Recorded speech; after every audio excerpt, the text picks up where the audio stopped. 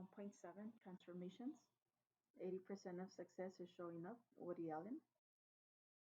And so we're going to be using section 1.6 parent functions to help us see the relationship and to graph these other functions.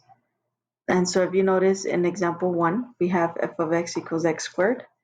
So this is the parent function. And notice that we compare b and c with a, they all have the x squared. However, in b we're adding a plus 2 and in c we're adding a minus 2. So these functions, since the highest power is still 2, that means that they're still related to this parent function. They're just going to look a little bit different because of the plus 2 and the minus 2. So we know what the graph for the parent function is.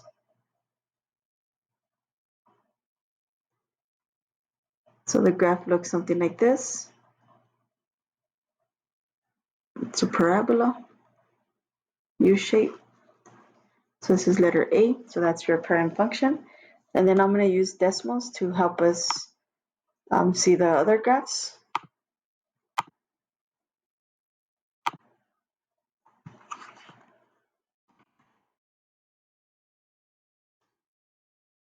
So notice what happens when I click on Start Graphing. I enter x squared, that's the parent function. And then we're going to be adding a plus 2. And notice that the graph shift up 2 units. And if we subtract 2, then the graph will shift down 2 units. Okay, so for letter B, the graph shifted up 2 units. So my graph would look something like this. So this is letter B. And then letter C, the graph shifted down, the parent function.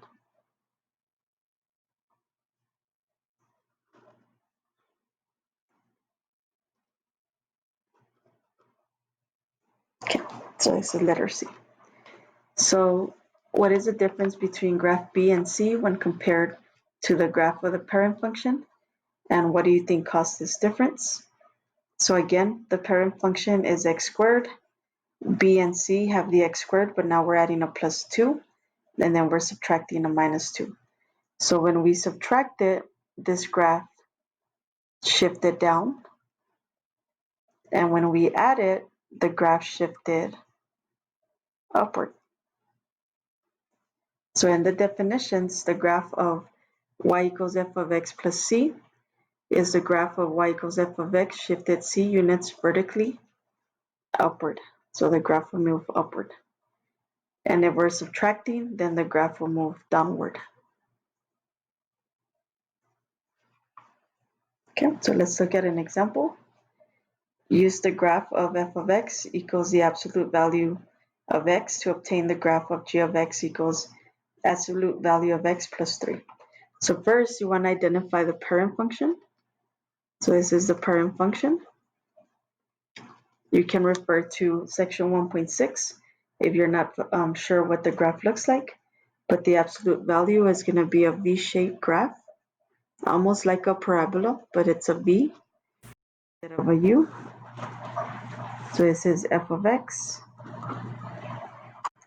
And now if we compare, we have the absolute value. And so here we're adding a plus 3. So this is going to make our graph shift upward 3 units. So I can take my graph here and it's going to go up 3 units, 1, 2, 3. And I can use this point as well, 1, 2, 3, and 1, 2, 3.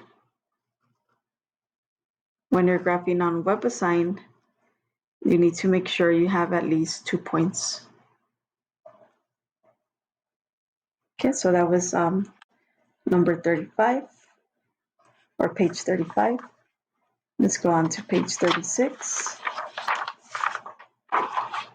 So for page 36, I kind of had already done this on my handout. And so let me just show you with decimals what happens. So we still have the parent function. but this time we're going to be adding a number inside the parentheses before we square it. And so notice what happens with the graph.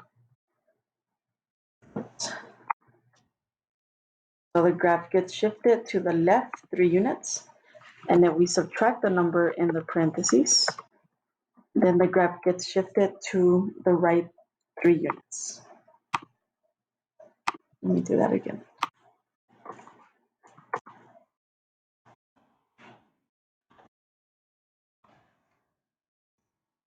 Okay. So here's our parent function. And letter B, we're adding a 3, so we're going to move to the left 3 units. And then letter C, we're subtracting 3, so we're going to move to the right 3 units. So this is letter C.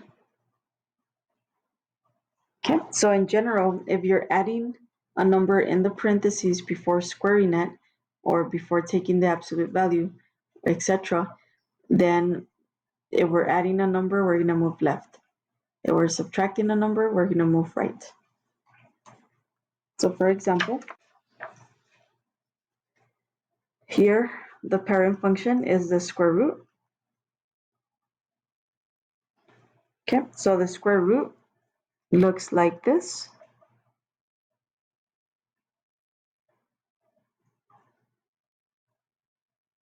This is the parent function. And so for g of x, notice that we're subtracting a 4 inside of the square root. Since it's inside of the square root, then this is going to make our graph shift 4 units to the right. Notice the difference.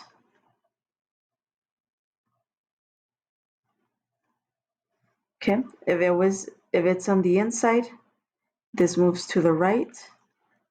But if it's on the outside of the square root, then this moves down.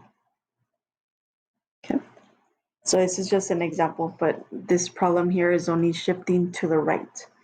So if I could pick this point up, I'm going to move it to the right 4. So that would be here. So my graph will look something like this.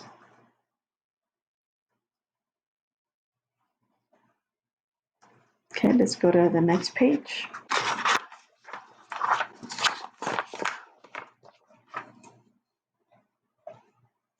So for this examples, we want to work on number 1, identifying the parent function. Then we're going to write the sequence of transformations from f to g. And then we're going to use function notation to write g in terms of f. And finally, we're going to sketch the graph. So here, the parent function is f of x equals square root of x. So this is your parent function. And the transformations that are happening for g of x are going to be the -2 here tells me to move down 2 units. And the -1 tells me to move right 1 unit. Okay, so we're going to shift right 1 unit. And we're going to shift down 2 units. For part 3, to write the function notation g in terms of f, we start with the function g of x. Since the square root of x, since we have square root of x already for f of x, then we can write f of x, and then we're subtracting the 1, and then we're subtracting the 2. Okay, then we want to plot our graph, so I'm going to go ahead and graph both the parent function. This is my parent function.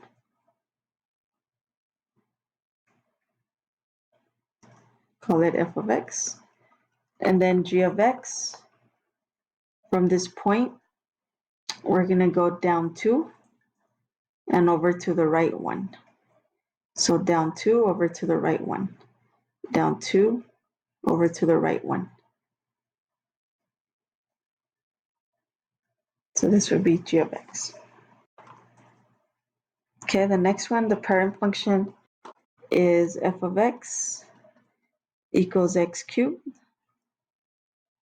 And here, notice we have a minus 2. That's going to shift down 2 units. And then the plus 1 is going to shift left 1 unit.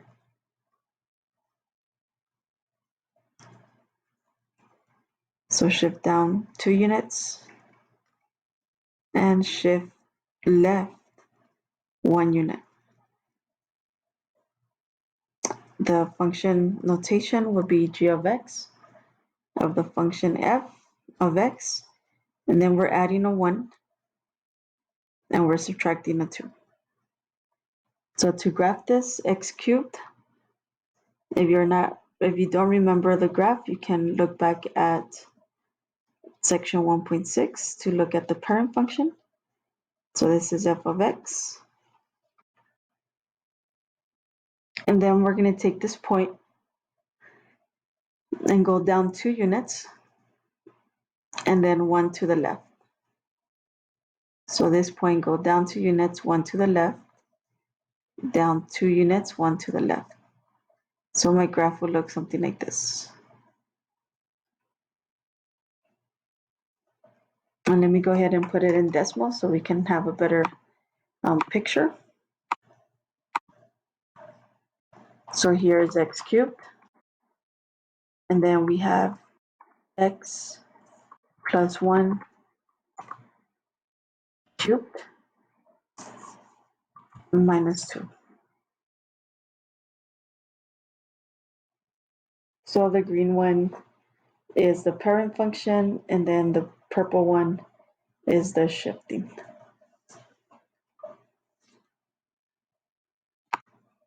Okay, and then the last one, the parent function is f of x equals absolute value of x. And this graph, we're gonna be moving up 3 units, and then we're gonna move right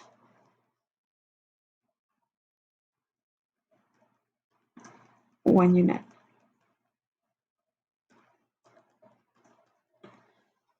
We can express this as g of x of f of x, we're subtracting 1 plus 3.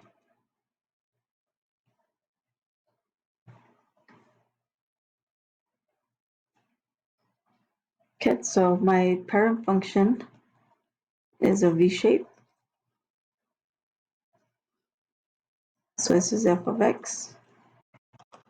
And from this point, we're going to move up 3. And we're going to move over to the right 1. So up 3 over 1. Up 3 over 1.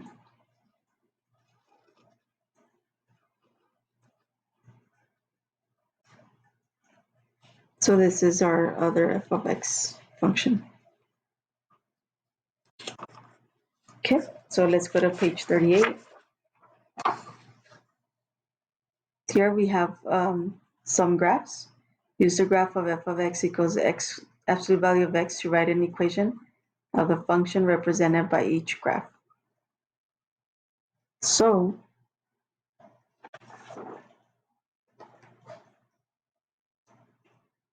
if we look at the this function here, that's the parent function, f of x equals absolute value of x.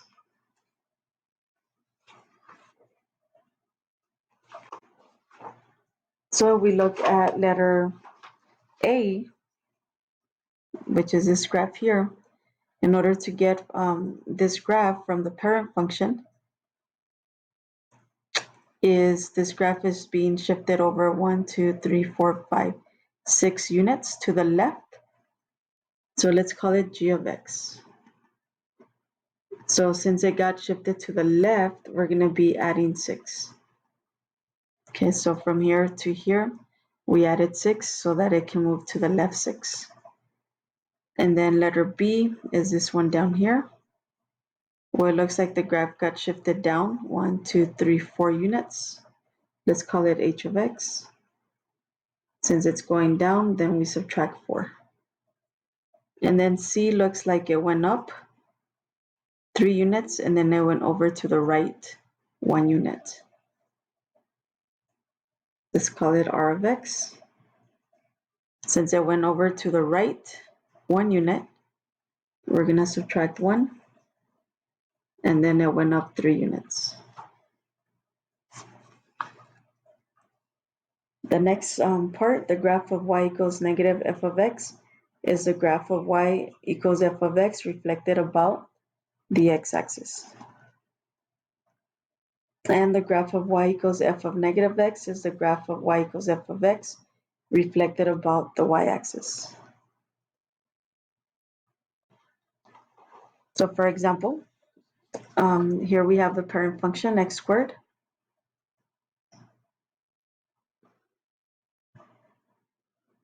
So this is a.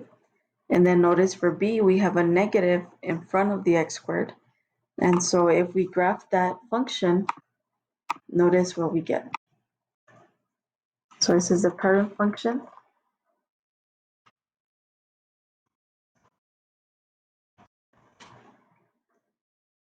And this is the second function.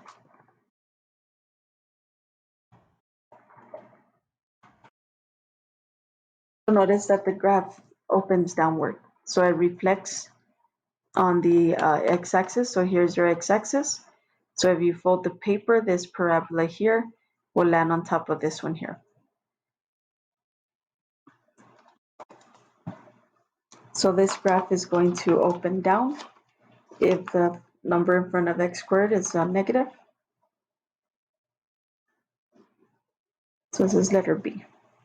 So the difference here is the negative in front of the x squared.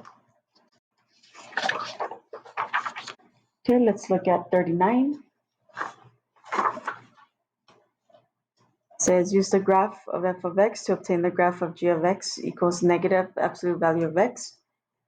So the parent function again is the v shape.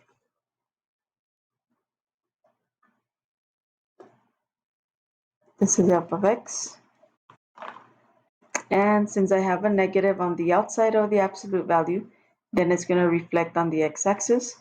So in other words, it's going to open downward. So this is g of x. So in example 11, we want to compare what happens with these graphs. So first, I'm going to graph the parent function, square root of x.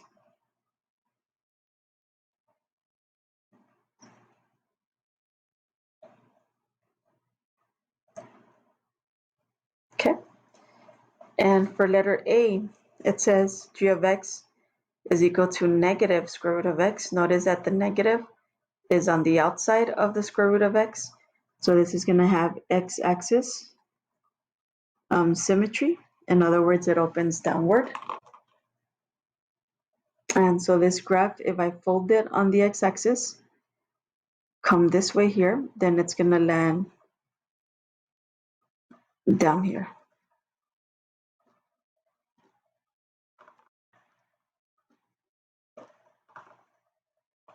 Okay, on the next one, we have the parent function.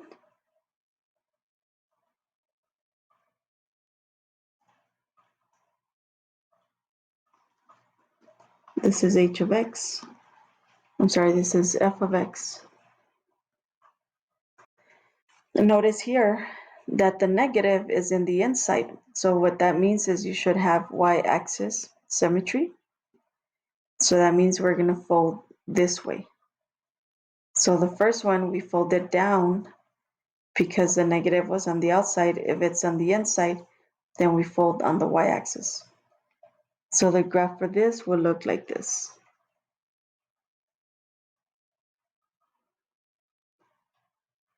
Okay, so this is h of x. And then the last one, let me graph the parent function.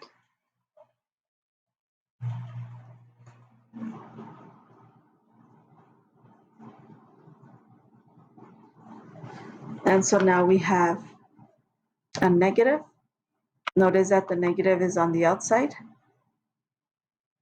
So that's going to have reflection on the x-axis. And then we have a +2 in here, so that means shift left 2 units. Okay, so we can shift to the left 2 units, 1, 2, and then we're going to reflect on the x-axis. Okay, or you can reflect first, so we would end up here, and then we would go over 2 units.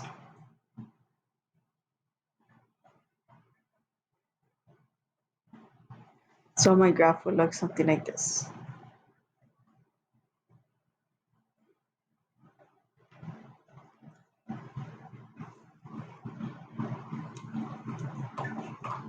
Okay. Horizontal, vertical, and reflections are all rigid transformations because the basic shape of the graph is unchanged. So that means when you're moving left or right or up or down or reflecting on the x-axis or y-axis, they're called rigid transformations because the shape remains the same. Non-rigid transformations are those that cause a distortion. The graph can be stretching or shrinking or vertically or horizontally. So on the next one, let's observe what happens with these graphs. I'm going to use decimals. So I'm going to graph the absolute value of x. And then for the first one, it says 2 times the absolute value of x. And notice that the graph is going to get wider. And then the next one is a decimal, 0.5. And notice that the graph actually got wider. For the purple one, the graph got more narrow. Okay, so let me erase the third one here.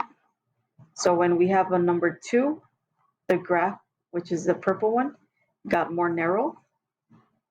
And we have this fraction, a decimal of 0.5, then the graph gets wider. Okay. So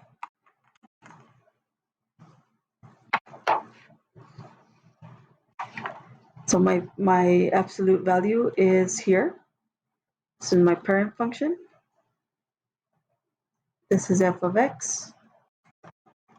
G of x, since I have a 2, we saw that the graph is going to get more narrow, so we can just do a sketch here, rough sketch.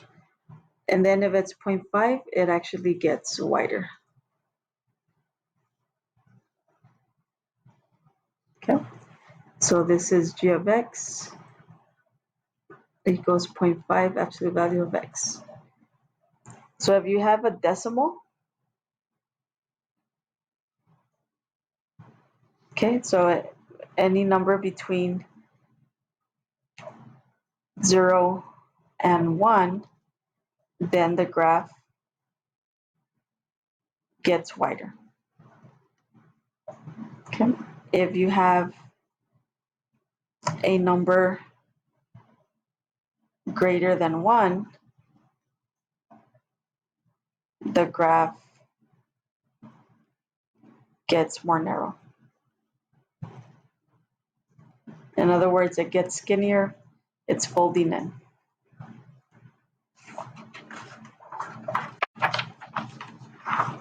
Okay, let's go to the next page.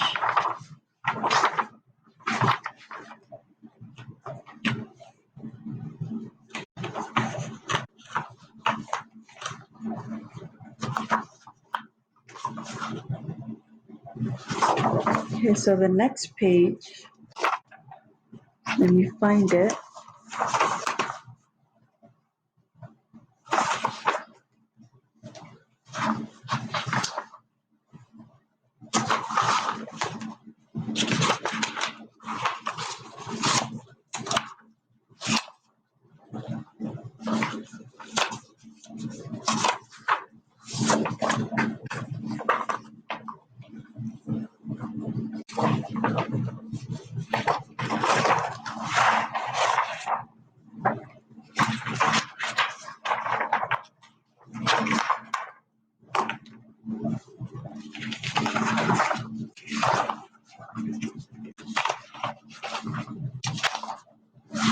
Give me a second.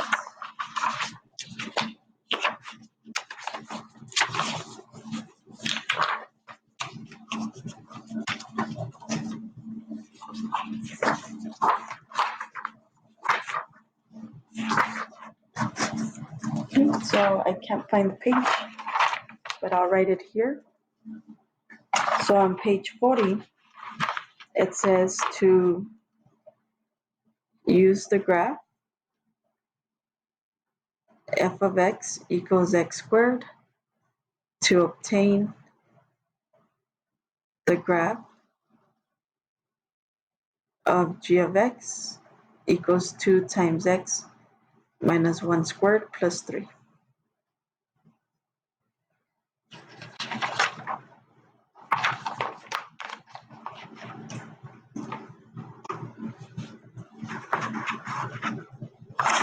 So we want to graph this using what we just learned.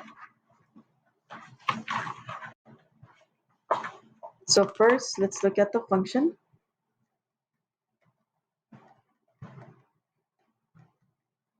And you want to ask yourself, what family does it belong to? This is going to belong to the quadratic family. And so now we have a plus 3 here. That means that it's going to shift upward 3 units since it's on the outside. And on the inside, it's going to shift right 1 unit. And then the 2, since it's greater than 1, it's going to make the graph skinnier. In other words, more narrow. So here we just want a brief sketch of the graph. In chapter 2, we'll get more points that are more detailed graphs. For now, we're just looking at the sketch. So first, I'm going to graph the parent function.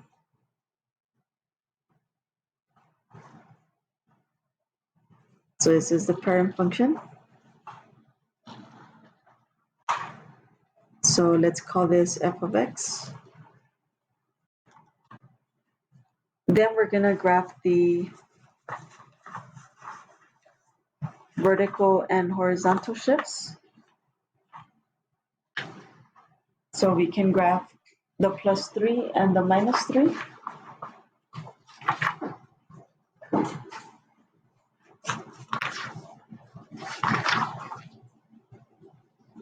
So here I'm going to move over to the right one. So my graph will look something like this. And so this is going to be basically we're just applying the minus 1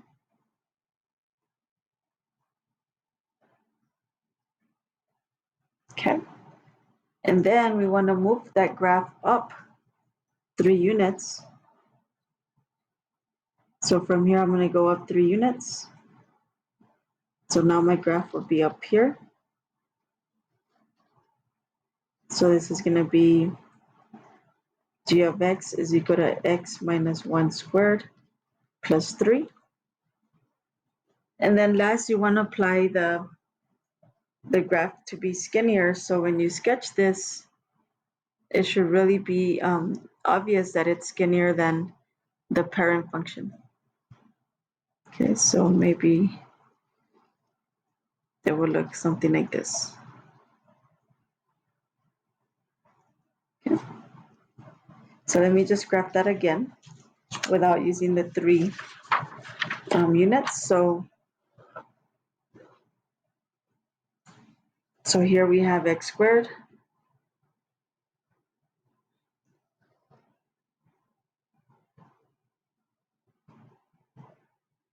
Okay, and so now the graph tells me to move to the left one, and then I'm going to move up 3. So 1, 2, 3. So I'm going to be at this point. But now the 2 tells me to get skinnier. So when I sketch my graph, we just want to make sure that we make it so that the width between these is skinnier than the width over here. Okay. So that is the section 1.7 transformations.